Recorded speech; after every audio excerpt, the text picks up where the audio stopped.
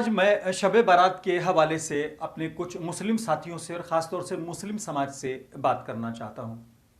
जैसा कि शब बारात आज है और मुझे यकीन है और पूरे देश को यकीन है कि मुस्लिम समाज इस मौके पर भी संयम का परिचय देते हुए देश के प्रशासन और सरकार को सहयोग करेगा। और अगर आप बात करें पूरे मुस्लिम समाज की तरफ से दुनिया में, चाहे वो खाने काबा के अंदर हो, चाहे वो पूरी दुनिया की मस्जिदों में नमाज हो या जुमे की नमाज हो, उसको बंद करके या रोक कर एक तरह से एक सराहनीय कदम उठाया है। ये अलग बात है कोई आपको कुछ भी कहे, लेकिन आप अपना काम बेहतर ढंग से करें।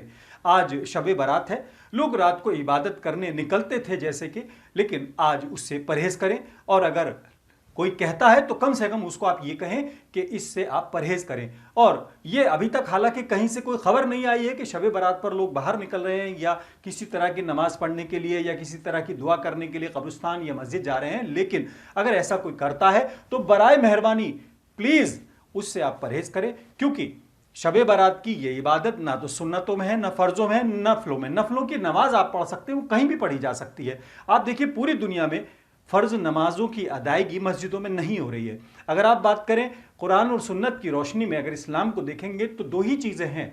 चाहे वो आखिरी खुतबे की बात हो, आप सल्लल्लाहु अलैहि वसल्लम की जो आखिरी खुतबा है जिसमें उन्होंने कहा अल्लाह की रस्सी को मजबूती से पकड़ो, तो अल्लाह की रस्सी कुरान और सुन्नत है। कुरान वो जो आपके हाथ में आपके पास मौजूद है, हुजूर पाक सल्लल्लाहु अलैहि वसल्लम का सबसे बड़ा मोजज़ा, अल्लाह की सबसे बड़ी दलील उनके नबी होने की। और सुन्नत वो है जो कि आप सल्लल्लाहु अलैहि वसल्लम की हयात तैयबा में जो चीज़ें हुई हैं वो हमारे लिए सुन्नत है। और ये सुन्नत है, क्वारंटाइन जो है हुजूर पाक सल्लल्लाहु अलैहि वसल्लम की हयात तैयबा से उसका जिक्र मिलता है कि अगर ऐसी कोई वबा आए तो आप अपने घर में कैद हो जाएं, रुक जाएं, ना बाहर का आदमी अंदर आए, ना अंदर का आदमी बाहर जाए। उसके बाद भी अगर कोई इस नाम पर बाहर निकलने की कोशिश करता है तो सुन्नतों का एक तरह से हुक्म अदूली करता है। जो चीज़ें हो रही हैं वो आपके सामने हैं, कोरोना है या अनजान कोई मौत का खौफ है, उससे बचने का, उस वबा का जिक्र इस्लाम में, इस्लाम की तारीख में है, उसको फॉलो करें। शब बारात की इबादत जो भी है वो घर पर रहकर करें।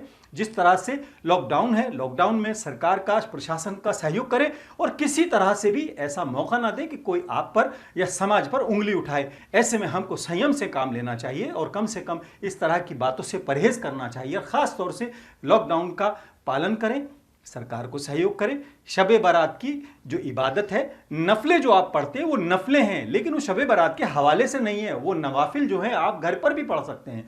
फ़र्ज़ नमाजों की अदायगी जब घर पर हो रही है, सुन्नतों की अदायगी घर पर हो रही है, उम्रे पर बैन लगा हुआ है। इंटरनेशनली अगर आप बात करें पूरी दुनिया की मसाजिद के अंदर नमाज नहीं हो रही है, खाने काबा के अंदर नमाज नहीं हो रही है, तो ऐसे में इन छोटी छोटी बातों में, इन बिदात के अंदर ना पढ़कर अपने देश के साथ, अपनी कौम के साथ, अपने समाज के साथ, दुनिया के साथ कदम से कदम मिलाकर चलें और एक बेहतर मैसेज देने की कोशिश करें।